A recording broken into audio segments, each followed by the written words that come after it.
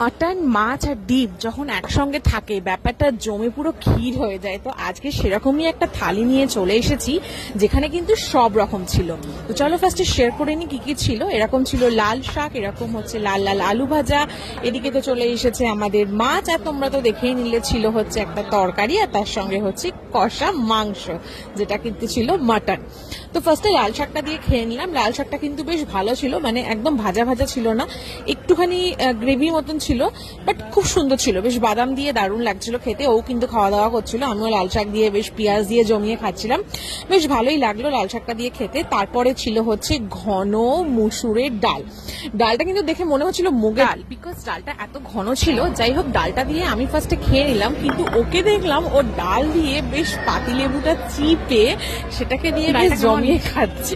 ওকে দেখে আমি নিয়ে নিলাম আর এক বাটি ডাল। ডালটা কিন্তু এমনিও ভীষণ শুনে সুস্বাদু ছিল।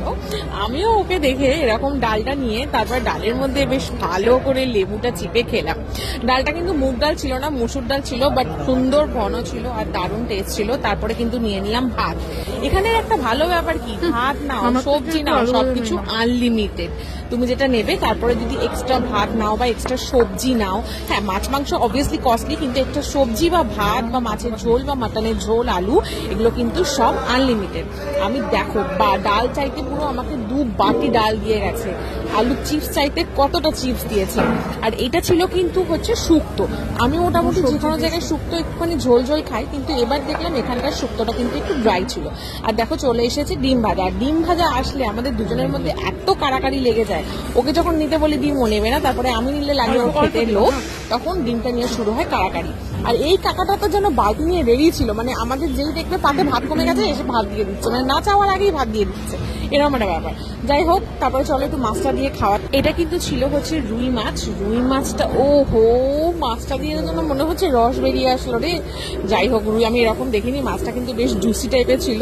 আর মাছে আমি ডিম চট করে পছন্দ করি না, আমি ট্যাংরা মাছের ডিম তাও খুব কমই খাই, তার জন্য ডিমটা ফেলে দিলাম। আর মাছটা কিন্তু দেখে বুঝতেই পারছো মাছটা কত সুন্দর তাজা জ্যান্ত মাছ ছিল, কারণ মাছের ঝোলের টেস্টটা কিন্তু সেরা হয়েছিল। আর ওদিকে দেখো ও কিন্তু মাটন খাওয়া শুরু করে দিয়েছে। বাই গড, মাটনটার যা কালার, আর মাটনের যখন এরকম আলু থাকে দেখলে তো মানে, যাই হোক আমিও খাবো, দেখে লোভ লাগার কিছু নেই, আমিও খাবো, আমিও তোমাদের দেখাবো মাটনটা কেমন ছিল, তোমাদের বলবো।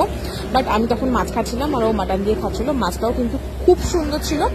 দেখো মাটনের কালারটাই তো জাস্ট অসাম ছিল। ওকে দেখে আমি আর তর সইতে পারলাম না, চটজলদি করে মাছটা খেয়ে তারপরে নিয়ে নিলাম হচ্ছে মাটন। পড়েছিল অবশিষ্টাংশ ডিম, ওকে একটুখানি দিয়ে আমি বাকিটা খেয়ে নিলাম ভালো করে, একটু লেবু চিপে। তারপরে নিয়ে নিলাম হচ্ছে মাটন। মাটনের গ্রেভিটা দেখেছো কতটা থিকনেস, মানে এখানে কিন্তু একটা জিনিস আমার ব্যাপক লাগে, মানে এদের চিকেন বলো, মাটন বলো, মাছের যে কোনো আইটেম বলো, সবকিছুর কিন্তু গ্রেভি একদম আলাদা হয়। প্রত্যেকটার গ্রেভির টেস্ট কিন্তু ডিফারেন্ট হয়। আমরা কিন্তু এখানে চিকেনও টেস্ট করেছি, এখানে কাতলা মাছও টেস্ট করেছি, এবার কিন্তু রুই মাছ আর মাটন টেস্ট করলাম। সব কটার গ্রেভির টেস্ট কিন্তু আলাদা এবং ভীষণ সুন্দর। মাটনটার গ্রেভিও দারুণ ছিল, মাটনটা খেতেও ভীষণ সুস্বাদু হয়েছিল। কিন্তু দুঃখের বিষয়, মাটনটা আর একটু বয়েল হলে সত্যি ভালো হতো, মাটনটা একটু টাইট লাগছিল। তবে হ্যাঁ, একটুখানি তোমরা দেখো আমি মাটনটা ভাঙছি, দেখলে হয়তো বুঝতেই পারবে বয়েল যে হয়নি একদমই না, বয়েল হয়েছিল, কিন্তু আরেকটু সেদ্ধ হলে ভালো হতো। যাই হোক, খাওয়ার শেষ পাতে চলে এসেছিল এরকম হচ্ছে আমের চাটনি, যেটা আমি পাঁপড় দিয়ে সুন্দর করে খেয়ে নিলাম।